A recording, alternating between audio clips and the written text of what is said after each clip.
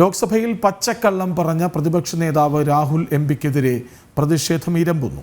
ചൈനയെ പുകഴ്ത്തിയ രാഹുലിനെ എതിരെ BJP എംപിമാർ അവകാശ ലംഘന നോട്ടീസ് നൽകിയേക്കും. സഭാരേഖകളിൽ നിന്ന് രാഹുലിന്റെ രാജ്യവിരുദ്ധ പരാമർശങ്ങൾ നീക്കം ചെയ്യണമെന്ന് BJP ആവശ്യപ്പെട്ടു.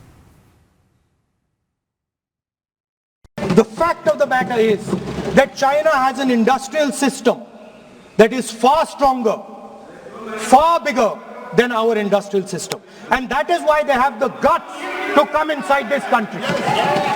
The reason China is sitting inside this country is because Make in India has failed.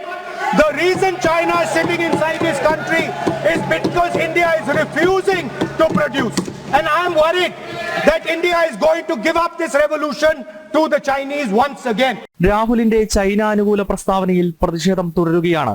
45 minute രാഹുലിന്റെ പ്രസംഗത്തിൽ 34 തവണ ചൈനയെന്ന് ആവർത്തിച്ചതായി BJP IT സെൽ മേധാവി അമിത് മാളവിയ പ്രതികരിച്ചു.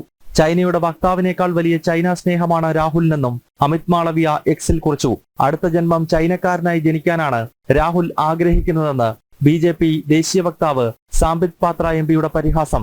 രാഹുലിന്റെ ഇന്നലത്തെ പ്രസംഗത്തിലെ വിവാദ ഭാഗങ്ങൾ സഭാരേഖയിൽ നിന്ന് നീക്കണമെന്ന് BJP എംപിമാർ ലോക്സഭാ സ്പീക്കർ ഓം ബിർളയോട് ആവശ്യപ്പെട്ടു. ഭാരത സർക്കാരിന്റെ മേക്ക് ഇൻ ഇന്ത്യ പരാജയമെന്ന് ലോക്സഭയിൽ പറഞ്ഞ രാഹുൽ പിന്നീട് ചൈനയെ വാനോളം പുകഴ്ത്തുകയായിരുന്നു. രാഷ്ട്രപതിയുടെ നയപ്രഖ്യാപന പ്രസംഗത്തിന് മേലുള്ള നന്ദി പ്രമേയ ചർച്ചയിൽ സംസാരിക്കവെയാണ് പ്രതിപക്ഷ നേതാവ് വിവാദ പ്രസംഗം നടത്തിയത്. ജനം, ഡൽഹി.